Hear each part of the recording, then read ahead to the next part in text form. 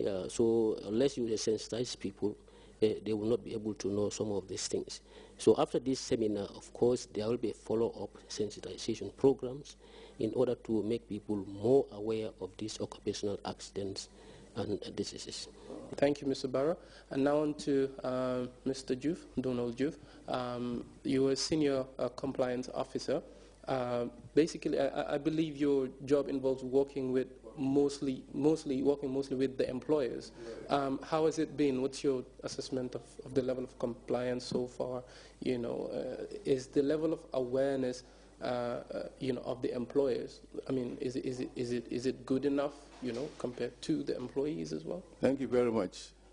I want to believe that this meeting is quite overdue now, because from my experience, I have realized that employers, both employers and employees, need to know more about this Injuries Compensation Act, because employers think that their responsibility stops at contributions, whilst for employees, they don't know that the Act covers quite a lot of other injuries in general.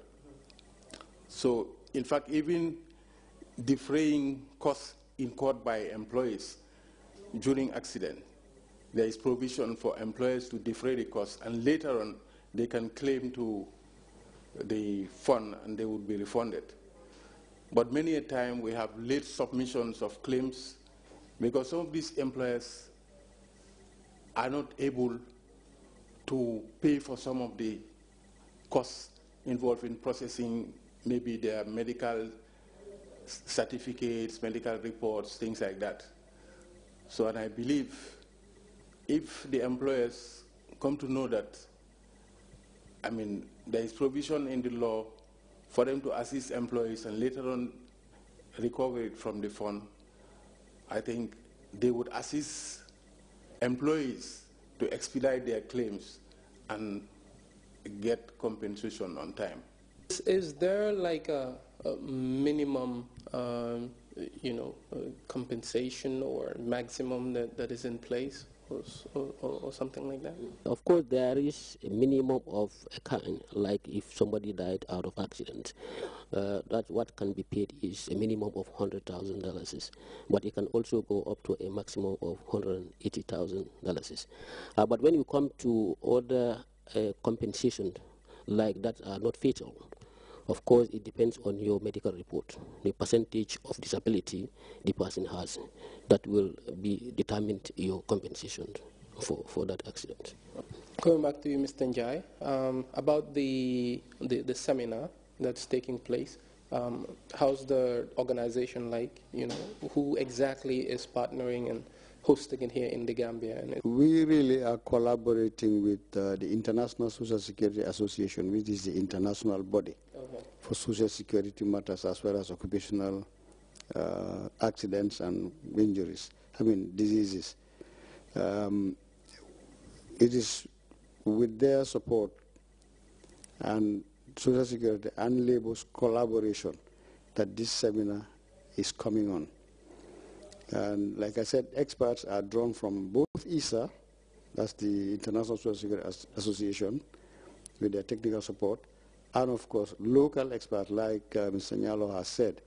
We have a lot of Gambians who have knowledge in this area, and we are taking advantage of that by inviting them to come and share their knowledge and experience and expertise in this area. But yes, we want to acknowledge our collaboration, of course, with QCell.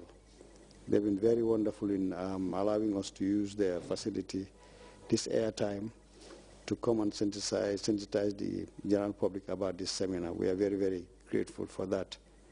We are also grateful to, I'm sure you wouldn't mind if I mention Guarantee Trust Bank for their wonderful support as well in financing one of the key activities of during the seminar.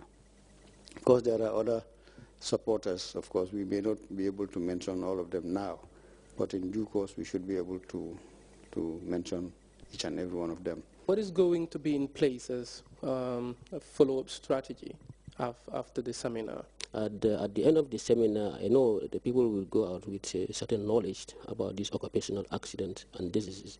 So the follow-up will be to at least further sensitize people about these occupational accidents after having little knowledge of it, and also the reporting mechanism, how to report them, and the other processes to be taken care of. That is when it comes to injuries compensation.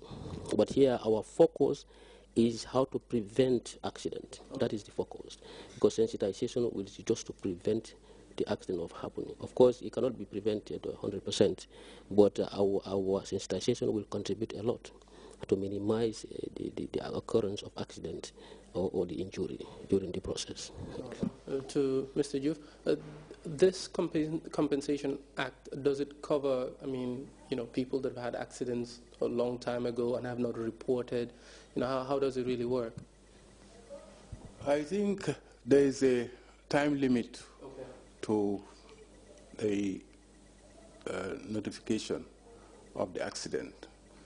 Of course, I would say it's discretionary. At times, on humanitarian grounds, the Commission of Injuries might see it fitting to compensate somebody who was not aware of the requirements of the law, what he was supposed to do to make submissions on time. But normally, employers should inform the Commission of Injuries within 2 weeks of the accident, so that they could start filing on papers, making submissions to process the compensation to the injured or claimant. But when the accident happened, the employee also has a duty, or his supervisor or whoever is aware of the accident among the staff, to inform the management within the period of 1 month. But if the management is aware of it, it's a matter of them knowing about it and submitting the report through a form. We have a form, what we call Notification of Accident Forms 1 and 2, which should be collected from the Department of Labor, and fill those forms and submit it back to the same place, and the process will start. Then the department will tell you what to do next. But this sensitization will definitely help after the conference. All right. Thank you very much, Mr. Raymond Njai, PR Director, Social Security, Mr. Nyalo Barrow, Acting Commissioner of Injuries, of course, Mr. Donald Juve, Senior Compliance Officer, Social Security. That's about all the time we have on the show. Join us again next time on the Q Time.